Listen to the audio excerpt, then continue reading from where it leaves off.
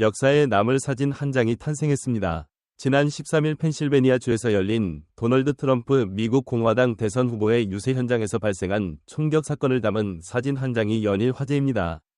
총을 맞고도 주목을 지켜든 트럼프의 건재한 모습이 담긴 이 사진은 지난달 대선 후보 첫 TV 토론 이후 인지력과 건강 문제로 도마 위에 올랐던 바이든 대통령과 대조되는 장면을 연출해 트럼프 지지층을 열광하게 했습니다. 바이든과 비교하니 사진이 공개되자마자 공화당 인사들과 트럼프 캠프는 강인한 모습의 트럼프를 어필하며 지지율을 견인해 적극 활용하고 있습니다. 티셔츠는 판매 3시간 만에 2,000장 이상의 주문이 들어왔고 이벤트 베팅 사이트 폴리마켓에 따르면 트럼프 후보의 대통령 당선 가능성이 60%에서 70%로 올랐습니다.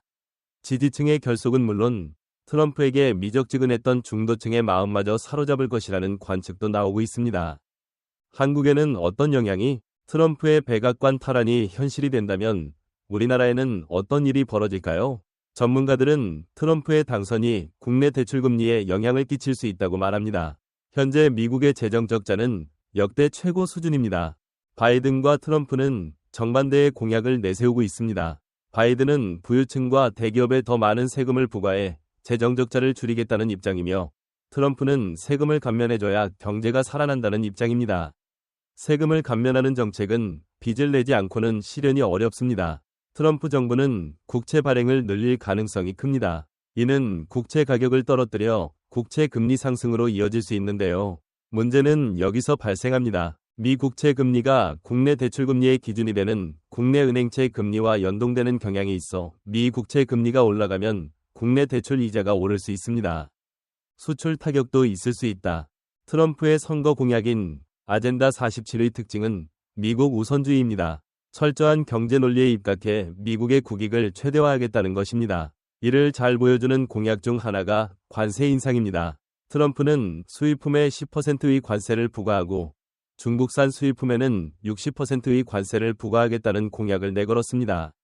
올해 6월 기준 우리나라의 수출 1위 국가는 미국으로 110억 달러, 약 15조 1,700억 원로 역대 6월 중 최고치를 달성했습니다. 대미 흑자가 고점을 찍고 있는 가운데 관세를 부여하는 정책이 실현된다면 우리나라 경제에 타격이 불가피합니다. 골칫거리, 트럼프 청구서. 주한미군에 대한 트럼프 청구서도 골칫거리입니다.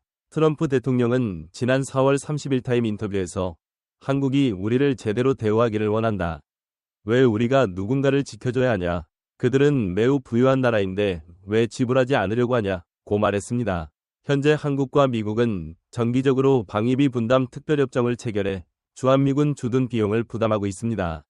최근에는 2026년부터 적용될 방위비 분담금 협상도 조기 착수한 상태입니다. 하지만 그의 태도로 볼 때 재집권 시 이전 합의를 갈아치우고 철군 가능성을 무기로 높은 주둔 비용을 요구할 수 있다는 우려가 나옵니다.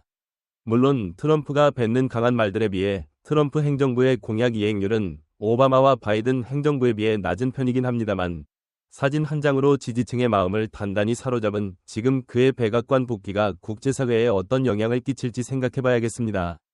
이번 영상을 만든 PD가 추천하는 영상도 보고 가세요. 스브스 뉴스의 다른 영상을 즐기시려면 구독 버튼을 꼭 눌러주세요.